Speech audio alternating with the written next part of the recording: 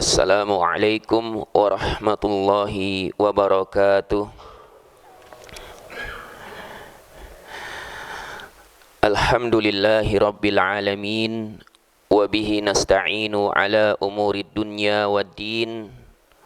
Wassalatu wassalamu ala ashrafil anbiya'i wal mursalin, Nabiyyina Muhammadin wa ala alihi wa sahbihi ajma'in.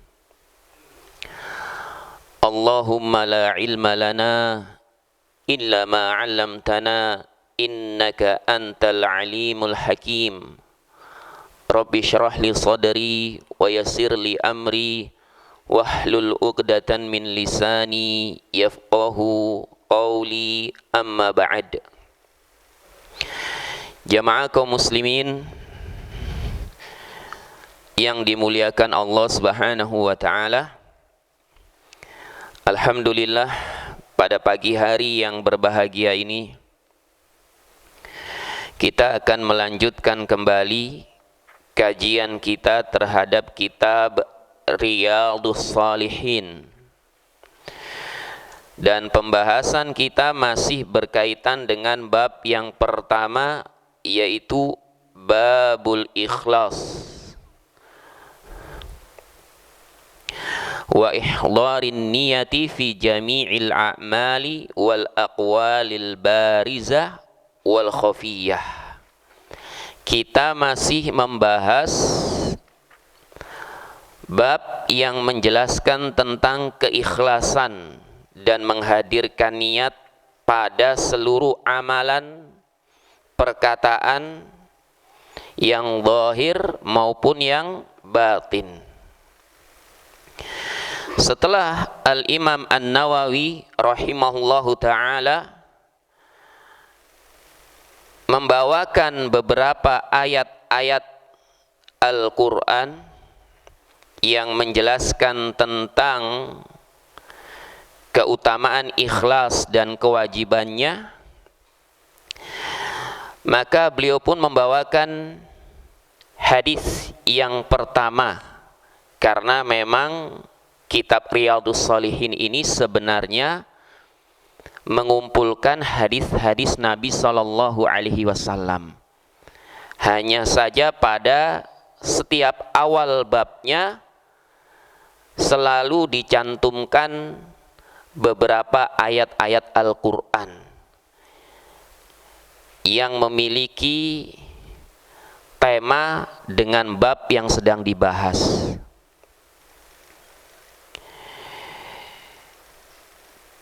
Di hadis yang pertama, beliau membawakan hadis tentang niat.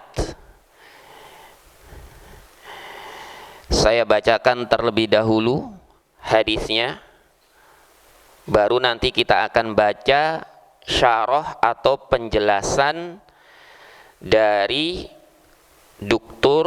Mustafa Dibbugo dan kawan-kawannya. Wa an Amiril Mu'minin Abi Hafsin, dari Amirul Mu'minin Abu Hafsin Umar bin Khattab, Umar bin Khattab Ibn Nufail bin Nufail.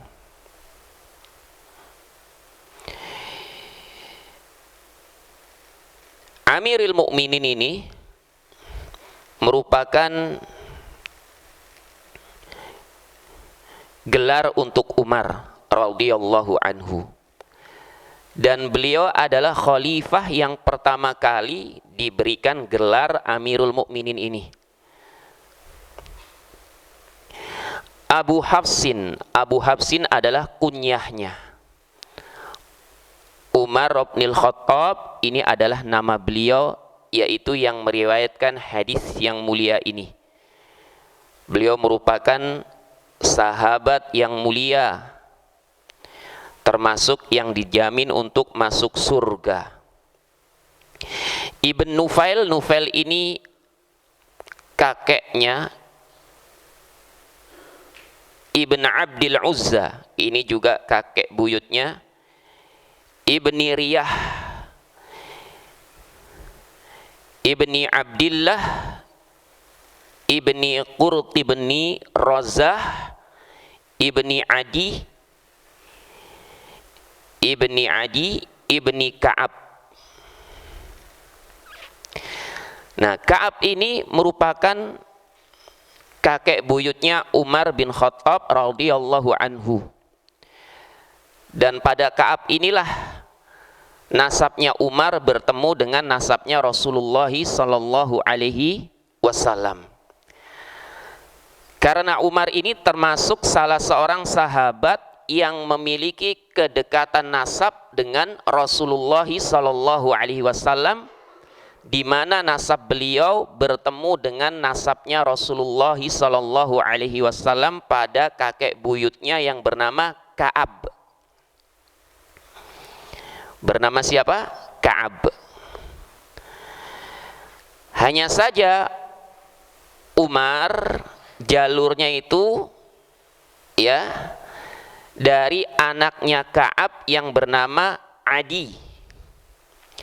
Oleh karena itu Umar dan juga keluarganya ini disebut dengan Bani Adi, yaitu anak cucu keturunan Adi bin Ka'ab. Adapun Nabi kita yang mulia Muhammad sallallahu alaihi wasallam, jalur nasabnya dari putranya Ka'ab yang bernama Murrah. Yang bernama siapa? Murrah. Terus turun sampai kepada Abdul Muthalib. Abdul Muthalib punya putra yang bernama Abdullah, dan dari Abdullah inilah lahir Nabi kita Muhammad sallallahu alaihi wasallam dari seorang ibu yang bernama Aminah. Adapun sahabat yang lainnya yang memiliki kedekatan nasab dengan Rasulullah sallallahu alaihi wasallam, bahkan nasabnya sangat dekat, adalah sahabat Ali bin Abi Thalib dan Abdullah bin Abbas. Bertemu pada kakek yang sama yang bernama Abdul Muthalib. Sangat dekat sekali nasabnya. Kemudian setelah itu Al-Imam An-Nawawi rahimahullahu ta'ala masih membawakan lanjutan nasabnya. Ibn Lu'ay, Ibn Ghalib Al-Qurashi Al-Adawi radhiyallahu anhu.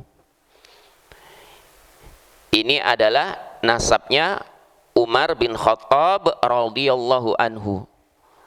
Dan Imam Nawawi membawakan nasabnya secara lengkap di sini, ingin menunjukkan secara tidak langsung akan kemuliaan nasab dari Umar bin Khattab radhiyallahu anhu, yang mana nasabnya juga bersambung dengan nasabnya Rasulullah sallallahu alaihi wasallam pada kakek buyut yang sama yang bernama Ka'ab. Qala, Umar berkata, sami'tu Rasulullah sallallahu alaihi wasallam. Aku mendengar Rasulullah sallallahu alaihi wasallam yaqulu, bersabda, innamal a'malu binniyat wa innamal likulli imri'in ma nawa. Sesungguhnya seluruh amalan itu tergantung kepada niatnya, dan sesungguhnya setiap orang itu mendapatkan sesuai dengan apa yang diniatkan. Ini merupakan hadis pamungkas yang sering dibawakan oleh para ulama di awal kitab-kitab hadis mereka. Dan tujuannya para ulama menjadikan atau meletakkan hadis ini di awal kitab mereka tidak lain untuk mengingatkan pentingnya perkara niat ini. Karena niat ini merupakan pondasi seluruh amalan yang dilakukan oleh seorang hamba. Dan juga Al-Imam An-Nawawi rahimahullahu ta'ala meletakkan hadis ini di awal kitabnya sebagai bentuk mencontoh para pendahulunya dari para ulama hadis. Seperti Al-Imam Al-Bukhari rahimahullahu ta'ala, beliau juga meletakkan hadis ini di awal kitabnya. Dan hadis ini berbicara tentang pentingnya perkara niat dalam amalan seorang hamba. Innamal a'malu binniyat. Sesungguhnya seluruh amalan itu tergantung kepada niatnya. Kalimat yang pertama ini ingin menjelaskan tentang hukum suatu amalan akan bernilai di sisi Allah Subhanahu wa ta'ala jika disertai dengan niat. Wa innama likulli imri'in ma nawa. Dan sesungguhnya setiap orang mendapatkan sesuai dengan niatnya. Kalimat yang kedua ini menjelaskan tentang amil, tentang kondisi orang yang beramal, bahwa dia akan mendapatkan sesuai dengan apa yang diniatkan. Jika niatnya untuk kehidupan akhirat, maka dia akan mendapatkannya. Jika niatnya untuk kehidupan dunia, maka dia pun juga akan mendapatkannya. Tapi niat ketika melakukan suatu amalan untuk kehidupan dunia, ini tidak akan senantiasa mulus jalannya dan tidak akan selalu mendapatkannya. Karena kehidupan dunia ini kadang didapatkan, kadang juga tidak. Baik itu dengan niat maupun tanpa niat. Bahkan Allah Subhanahu wa ta'ala berfirman, "Man kana yuridul ajilata ajjalna lahu fiha ma nasha'u liman nurid." Siapa saja yang menginginkan kehidupan yang sekarang, yaitu kehidupan dunia, ajjalna lahu, maka kami akan menyegerakannya untuknya fiha, pada kehidupan dunia ini, manasya'u. Namun perhatikan dalam ayat yang mulia ini, ya, manasya'u, sesuai dengan apa yang kami kehendaki, liman nuridu, untuk orang yang kami kehendaki. Artinya jika Allah tidak menghendakinya, maka dia tetap tidak akan mendapatkannya. Inilah ruginya jika seorang hamba dalam beramal soleh tapi niatnya untuk dunia, karena belum tentu bisa untuk mendapatkannya. Dia sedekah dengan niat bisa mendapatkan ganti yang berkali lipat dari apa yang dikeluarkan, dari harta yang dikeluarkannya. Sedekah motor dengan niat supaya bisa jadi Fortuner misalkan.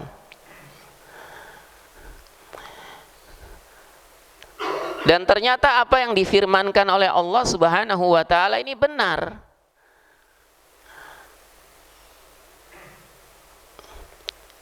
Ada yang tidak dapat, motornya hilang, niatnya tidak bernilai di sisi Allah Subhanahu wa ta'ala, Fortunernya nggak ada di rumahnya. Tapi kalau dia niatnya ikhlas karena Allah Subhanahu wa ta'ala, maka Allah pasti akan memberikan balasannya. Sebagaimana Allah Subhanahu wa ta'ala berfirman, "Wa man aradal akhirata wa sa'alaha sa'yaha wa huwa mu'min faulaika kana sa'yuhum mashkura. Dan siapa saja yang menghendaki menginginkan kehidupan akhirat, wa sa'alaha sa'yaha, dan dia bersungguh-sungguh untuk mendapatkannya, wa huwa mu'min, dan dia juga adalah orang yang beriman, faulaika kana sa'yuhum mashkura, maka mereka itulah yang usahanya tersebut akan diberikan balasan dengan balasan yang terbaik.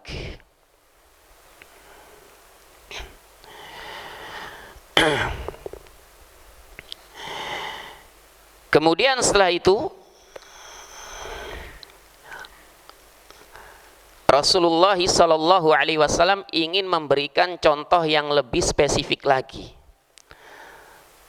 bahwa setiap orang itu akan mendapatkan sesuai dengan niatnya. Ini masih global bentuknya.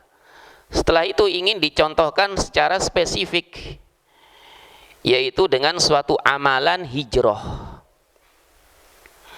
Nabi Shallallahu Alaihi Wasallam bersabda, "Faman kanat hijratuhu ilallahi wa rasulihi, fa hijratuhu ilallahi wa rasulih." Siapa saja yang hijrahnya kepada Allah dan Rasulnya, fa hijratuhu ilallahi wa rasulihi, maka hijrahnya itu kepada Allah dan Rasulnya. Hijrahnya memiliki nilai di sisi Allah Subhanahu wa ta'ala karena niatnya untuk Allah dan Rasulnya. Wa man kanat hijratuhu lidunya yusibuha, dan siapa saja yang hijrahnya untuk mendapatkan kehidupan dunia, untuk mendapatkan kehidupan dunia, dia hijrah meninggalkan negeri kufur menuju negeri Islam, bukan tujuannya untuk Allah, bukan tujuannya karena takut terhadap fitnah yang terjadi di negeri kufur tersebut, tapi karena melihat ada peluang bahwa usaha di negeri Islam itu kemungkinan besar lebih menguntungkan daripada usaha yang sedang dijalankan di negeri kafir, yang sedang dijalankan di negeri kafir yang ia tempati. Awim ro'atin yanhiwa, atau hijrahnya itu untuk menikahi seorang wanita, menikahi seorang wanita. Dan disinilah disebutkan oleh sebagian ulama ada sababu, ya, ada sababul hadis, ada sebab hadis ini kenapa diucapkan Nabi Sallallahu Alaihi Wasallam, ya, karena ada yang hijrah tujuannya untuk menikahi wanita. Nanti akan dijelaskan oleh Asy-Syarih hafizahullahu taala. Fa hijratuhu ila ma hajara ilaihi, maka hijrahnya, ya, kepada yang menjadi tujuannya. Yang menjadi tujuannya, dia tidak akan mendapatkan apapun di sisi Allah Subhanahu wa ta'ala. Karena hijrahnya ini bukan kepada Allah dan Rasulnya, tapi tujuannya untuk perkara-perkara dunia. Untuk perkara-perkara dunia.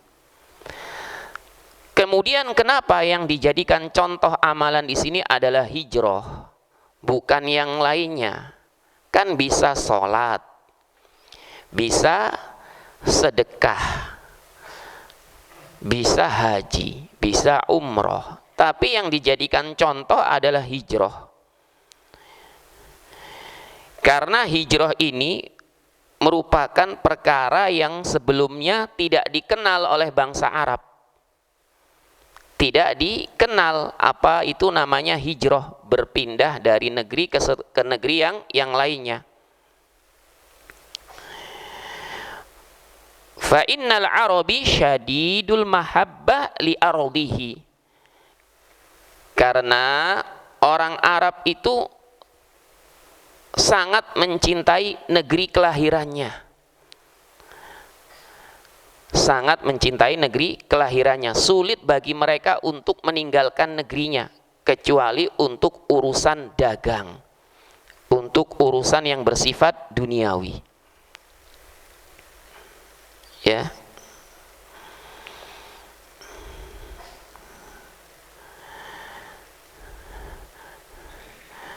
Dan hadis ini muttafaqun ala sihhatiha, disepakati ya validitasnya, kesahihannya itu disepakati. Rawahu Imam al-Muhaddisin, diriwayatkan oleh dua orang imam ahli hadis, Abu Abdillah, yaitu Abu Abdillah Muhammad bin Ismail bin Ibrahim bin al-Mughirah ibni Bardizbah al-Ju'fi al-Bukhari, atau yang dikenal dengan Imam al-Bukhari. Wa Abul Hasan wa Abul Husain, dan juga diriwayatkan oleh Abul Husain Muslim bin al-Hajjaj, yaitu Muslim bin al-Hajjaj bin Muslim al-Qushairi an-Naisaburi radhiyallahu anhuma. Yang kedua diriwayatkan oleh Imam Muslim fi kitabaihima alladzaini huma asahul kutubil musannafah, di dalam kedua kitabnya. Yang kedua kitabnya ini adalah kitab hadis yang paling sahih. Sekarang kita akan baca penjelasan dari Asy-Syarih hafizahullahu ta'ala. Al-haditsu rawahul Bukhari fi Bada'il Wahyi. Hadis ini diriwayatkan oleh Al-Imam Bukhari dalam kitab Bada'il Wahyi, yaitu kitab yang mengumpulkan tema ya Bada'il Wahyi. Wa fil iman, dan juga di dalam Kitabul Iman, kitab yang mengumpulkan tema keimanan. Babu ma jaa annal a'mala bin niyati wal hisbah wa likulli imri'in ma nawa. Pada bab yang menjelaskan bahwa seluruh amalan itu tergantung niatnya dan seterusnya. Wa fil idqi wa ghairiha, dan juga diriwayatkan di dalam kitab Al-Idqi dan selainnya. Artinya hadis ini diulang-ulang oleh Al-Imam Al-Bukhari, diletakkan dalam kitab Bada'il Wahyi, kemudian diletakkan juga dalam Kitabul Iman, diletakkan juga dalam Kitabul Idqi dan lainnya.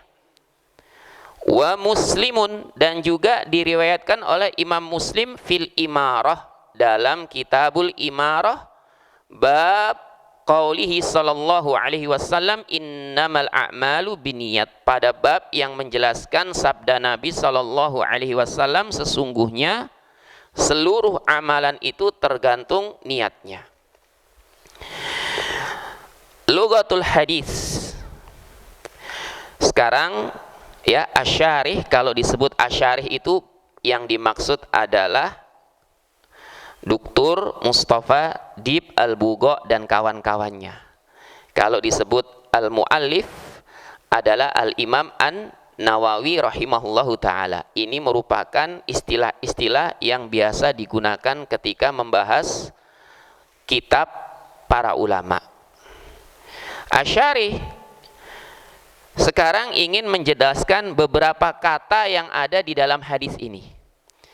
Yang pertama, beliau ingin menjelaskan apa sih makna al-hafs. Tadi kan sudah kita baca ada kalimat Abi Hafsin. Apa sih makna dari al-hafs ini? Al-hafsu al-asadu. Al-hafs itu maknanya secara bahasa adalah al-asadu, singa. Maknanya apa? Singa. Wa Abu Hafsin kunyatun li Umar bin Khattab, dan Abu Hafsin ini adalah kunyahnya Umar bin Khattab. Kunyahnya Umar bin Khattab. Apa itu kunyah? Kunyah itu ya seseorang menyandarkan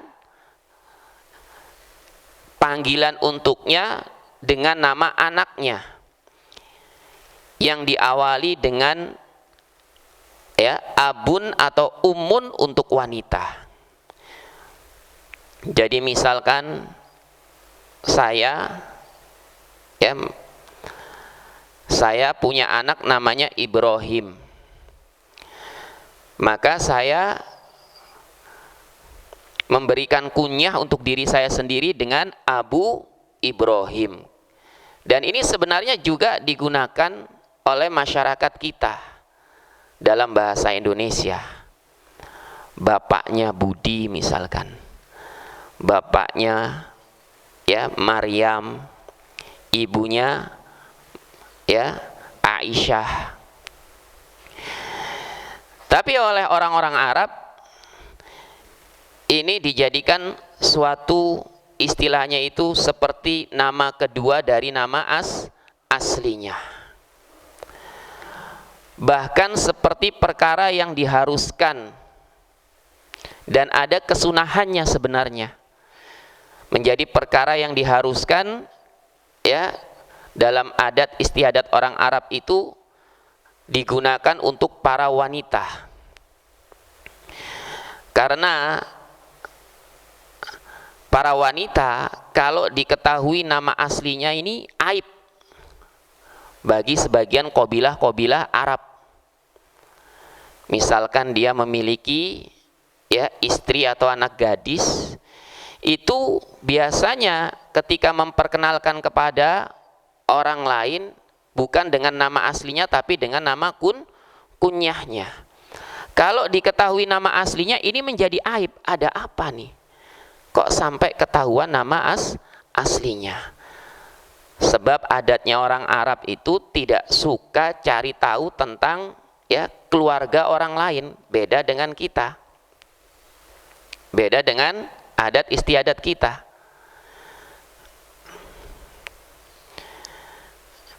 Ketika bertamu misalkan, istrinya mana? Ya. Kalau seperti ini bagi orang Arab sesuatu yang nggak sopan. Buat apa nanya istri saya? Apa urusannya? Ya. Apa urusannya? Kan tujuannya datang ke rumah bertemu dengan saya. Kadang-kadang beli sesuatu di warung, kemudian pemilik warungnya tanya, istrinya mana mas? Biasanya sama istrinya. Ya ini basa-basi memang.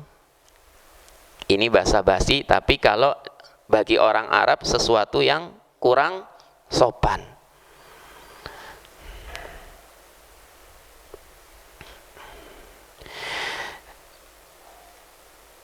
Di antara ulama ya ada yang menyebutkan bahwa yang memberikan kunyah Abu Hafsin kepada Umar bin Khattab radhiyallahu anhu adalah Nabi sallallahu alaihi wasallam.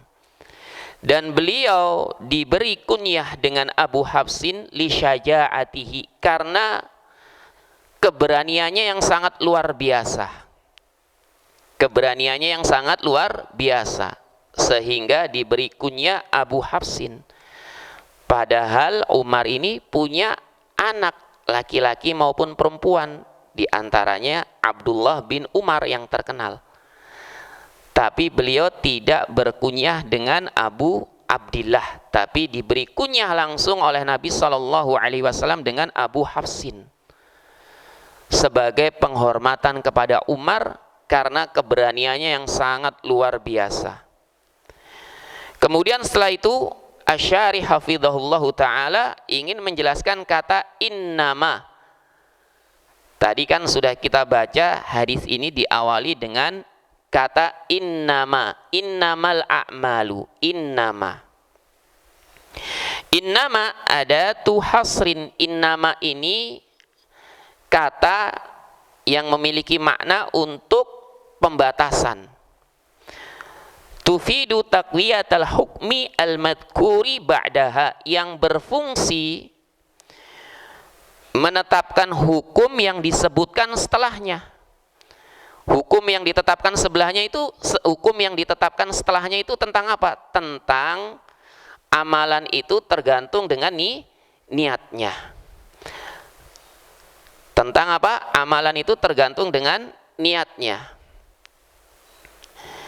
Dan adanya kata innama di awal ini ingin memberikan batasan bahwa amalan itu, ya, amalan itu hanya bernilai, ada kata apa? Hanya, ada pembatasan. Ya, hanya bernilai dengan niat. Dengan apa? Dengan niat. Dan amalan yang dimaksud di sini adalah seluruh amalan, baik amalan anggota tubuh, lisan maupun amalan hati. Karena al-a'mal kalau dalam bahasa Arab ini diawali dengan alif lam. Sebagian ulama ada yang menyatakan bahwa alif lam di sini adalah alif lam al-istighraqiyah, yang semakna dengan kata kullu dalam bahasa Arab. Kullu itu artinya apa? Ya, seluruh, setiap atau semuanya. Sehingga maknanya innama kullul a'mali, sesungguhnya seluruh amalan, biniat, tergantung dengan niatnya. Ya. Ini ya memang seperti ini yang disebutkan oleh Asy'ari, oleh ulama yang menjelaskan hadis ini. Ya, ini penjelasan yang paling mudah. Dan saya mencoba untuk mengolah kata agar penjelasan saya ini bisa difahami. Ya, bisa difahami. Sebenarnya ya susah juga kalau nggak paham bahasa Arab, ya, atau misalkan ada penjelasan bahasa Arab yang harus dijelaskan, dijelaskan. Tapi karena temanya kita mengkaji suatu kitab, maka untuk amanah ilmiah ya harus dijelaskan juga. Ya, harus dijelaskan juga. An-niyat, kemudian di sini beliau ingin menjelaskan kata an-niyat. Jam'u niyatin, an-niyat ini bentuk jamak dari kata niyah. Wahia masdarun awismu masdarin, dan niyah ini adalah masdar atau isim masdar. Wahia fil lughati al-qasdu, niat itu secara bahasa maknanya adalah al-qasdu, bermaksud untuk melakukan sesuatu atau menyengaja melakukan sesuatu. Wa fi syar'i, dan maknanya secara syariat, niat itu adalah qasdu syai'i muqtarinan bi fi'lihi, menyengaja melakukan sesuatu berbarengan dengan perbuatannya. Berbarengan dengan apa? Perbuatannya. Ini diantara makna niat secara syariat yang disebutkan oleh para ulama. Dan makna di sini sesuai dengan apa yang ada dalam mazhab Syafi'iyah. Ya, karena dalam mazhab Syafi'iyah itu niat itu harus apa? Harus berbarengan dengan perbuatan ibadah yang akan dilakukannya. Contohnya kalau mau sholat, ketika takbiratul ihram Allah, maka di sini juga hati berbarengan untuk berniat.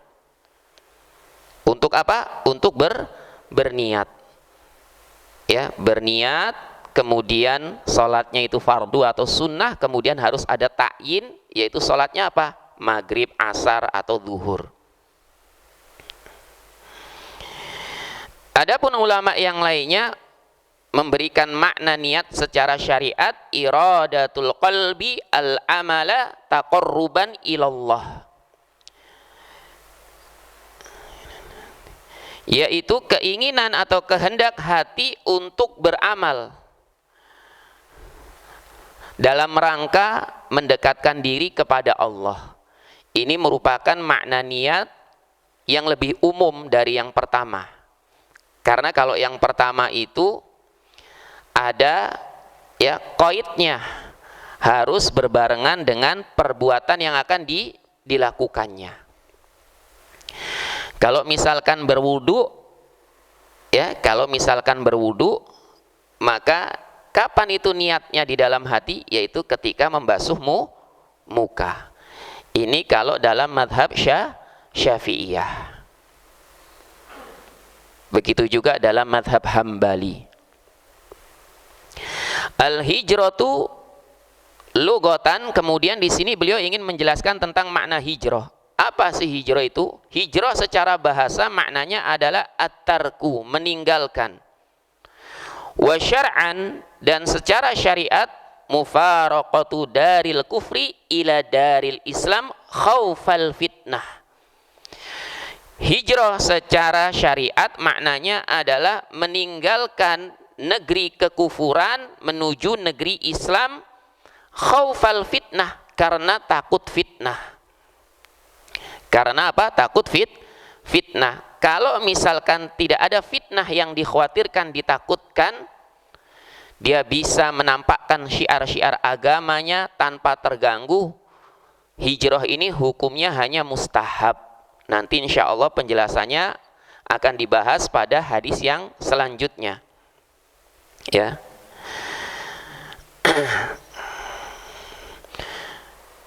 Kemudian di sini Asy'arih berkata sababul hadis. Sebab hadis ini diucapkan oleh Nabi sallallahu alaihi wasallam.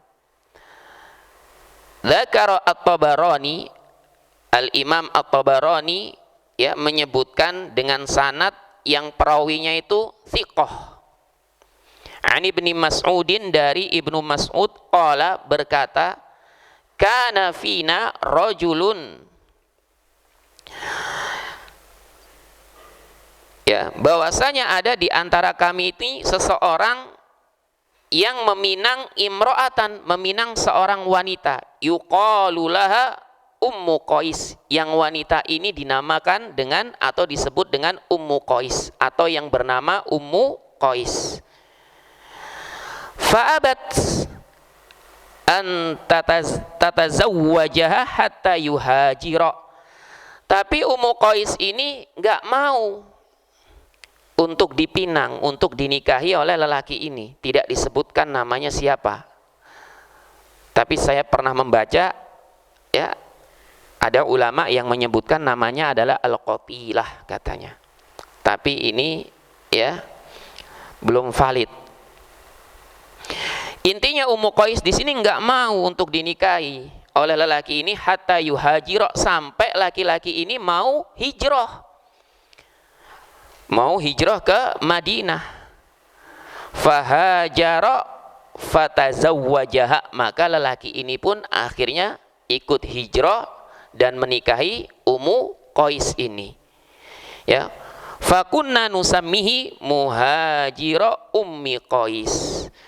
Kata Ibnu Mas'ud, sehingga kami pun menamakan lelaki ini sebagai muhajir ummi Qais. Itu orang yang hijrah karena Ummu Qais, bukan karena Allah dan Rasulnya, mengikuti perintah Allah dan juga ingin ya mengikuti Rasulullah sallallahu alaihi wasallam, tapi karena seorang wanita, sehingga datanglah hadis yang mulia ini yang memberikan banyak pelajaran kepada kita semua. Ini sampai jam berapa ya, Pak? Jam 6 ya? Masih 5 menit lagi. Afadal hadis. Kemudian ya, Asy'arih hafizahullahu taala ingin menjelaskan beberapa faedah dalam hadis ini. Ittafaqal ulama'u ala anna niyata fil a'mali la budda minha. Para ulama sepakat bahwasanya niat pada amalan itu ya la budda minha, harus ada. Harus ada. Pada setiap amalan ya itu harus ada niatnya, karena niat inilah yang akan memberikan nilai di sisi Allah Subhanahu wa taala. Liyatarattaba ats-tsawabu ala fi'liha, supaya orang yang melakukan amalan tersebut mendapatkan pahala ganjaran dari Allah Subhanahu wa taala. Walakinnahum fassalu al-qawla fi ja'liha syartan li sihhatil amal. Akan tetapi para ulama memperinci, ya, memperinci dalam menjadikan niat itu sebagai syarat sahnya suatu amalan. Fasyafi'iyah, maka Syafi'iyah qalu, mereka berpendapat, innaha syartun fil wasaili kal wudu'i wal maqasidi kas shalah. Niat ini, kata ya para ulama Syafi'iyah, adalah syarat dalam ibadah-ibadah yang merupakan bentuknya itu wasilah. Wasilah apa? Wasilah untuk menjadikan ibadah yang lainnya itu menjadi sah. Seperti apa? Seperti wudu. Karena wudu ini merupakan syarat yang menjadikan sholat itu menjadi sah. Wal maqasid, dan juga syarat untuk maqasid, yaitu untuk ya ibadah yang menjadi tujuan tersebut, seperti sholat. Seperti apa? Sholat. Wa qalatil Hanafiyah, adapun ulama Hanafiyah, inna niyata syartun fil maqasidi la fil wasail. Niat itu ya syarat dalam maqasid, la fil masail, bukan dalam wasail. Maksudnya apa? Maksudnya contohnya Hanifiyah ini hanya mensyaratkan niat pada ibadah yang menjadi tujuan, yaitu sholat, tapi tidak menjadikan niat ini syarat untuk ibadah-ibadah yang menjadi wasilah agar ibadah yang menjadi tujuan ini sah. Ibadah yang menjadi wasilah itu apa? Wudu. Ini kan wasilah untuk apa? Wudu itu wasilah untuk menjadikan sholat itu sah. Nah, sholat ini ibadah yang menjadi tujuan. Kalau Hanafiyah tidak, wudu itu nggak perlu pakai niat. Maka dari itu Syekh Zainuddin Al-Malibari dalam kitabnya Fathul Mu'in, beliau berkata di antara air yang musta'mal itu ya walau tuhri hanafiyin lam yanwi, yaitu bekas apa? Bekas bersucinya orang-orang yang bermadhab Hanafi yang mereka tidak berniat. Jadi orang-orang madhab Hanafi ini ketika apa? Berwudu itu nggak pakai niat. Nah, air bekas wudunya ini gimana? Musta'mal atau tidak? Dikatakan dalam kitab tersebut menjadi air yang musta'mal, artinya tohir ghairu mutahhir, airnya suci tapi nggak bisa digunakan untuk bersuci, bisa digunakan untuk yang lainnya, ngepel, cuci baju, cuci muka, mandi, ya, dan yang lain sebagainya. Kemudian mahallun niyati al-qalbu wala yushtaratu at-talaffudhu biha. Tempatnya niat itu di dalam hati dan tidak disyariatkan talafut. Ya, talafut, melafadzkan niat. Beliau mengatakan tidak disyariatkan untuk talafut bin niyah. Walaupun dalam madhab Syafi'iyah maupun Hambali, salah satu dari pendapat madhab Hambali, niat ini sunnah, tapi bukan wajib. Artinya apa? Artinya niat ini hanya sebagai pendorong bagi seorang hamba untuk memantapkan apa yang diniatkan di dalam hati yang harus dilakukan berbarengan dengan perbuatan ibadah pertama kali. Ya. Adapun kalau dalam madhab Syafi'iyah, niat itu disyaratkan adanya 3 komponen. Yang pertama adalah al-qasdu, menyengaja. Dengan cara apa? Misalkan mengucapkan nawaitu atau usolli. Yang kedua ta'arud. Ta'arud itu apa? Menentukan sholatnya itu sholat fardu atau sunnah.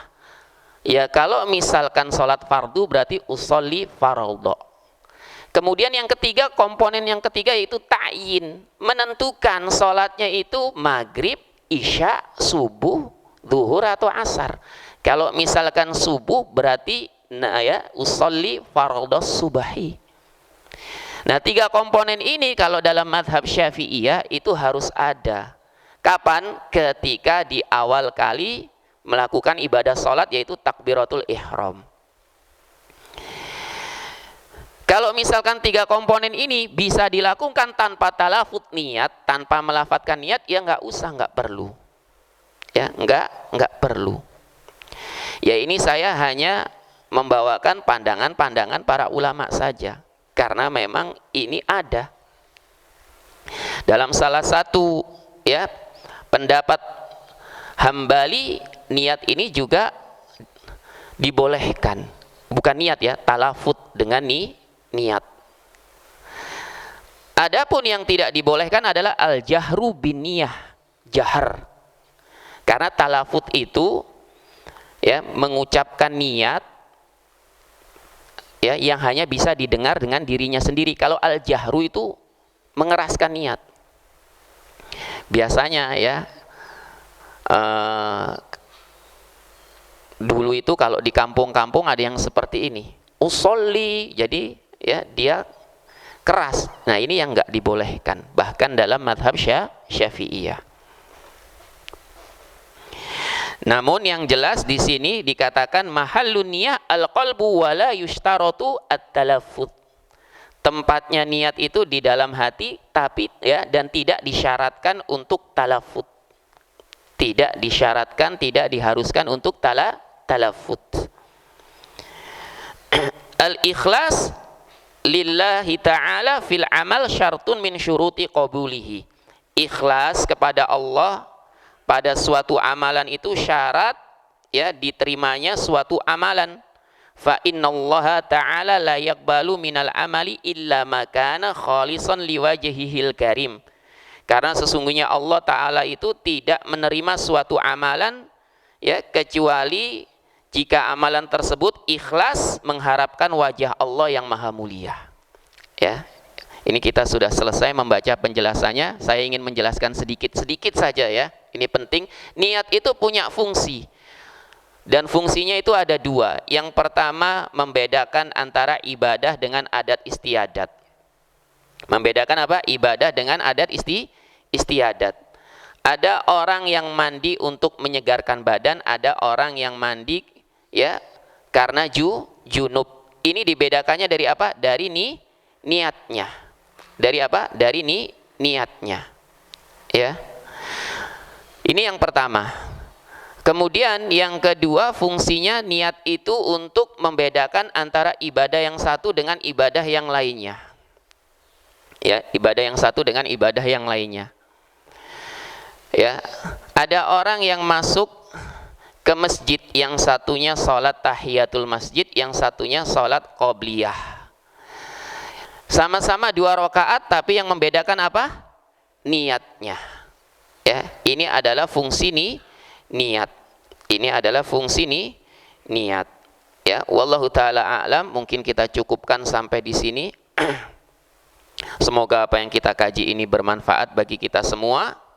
Ya, walaupun biasanya kalau ngaji habis subuh itu penyakitnya atau kendalanya itu sambil merem-merem. Ya, iya, soalnya saya juga ngantuk sebenarnya. Ya, ngantuk gitu, sama-sama ngantuk. Kadang-kadang ngawang-ngawang, mau ngomong ini tapi yang keluar ini, gitu ya. Tapi yang penting semoga ini bisa kita jadikan sebagai amalan rutin kita untuk sementara waktu ini, yaitu membaca hadis-hadis Nabi Sallallahu Alaihi Wasallam. Ya, menjadi amalan rutin kita setiap pagi. Ya, untuk membaca hadis-hadis Nabi Sallallahu Alaihi Wasallam, yang kita berharap dari amalan ini bisa memberatkan timbangan kebaikan kita di akhirat.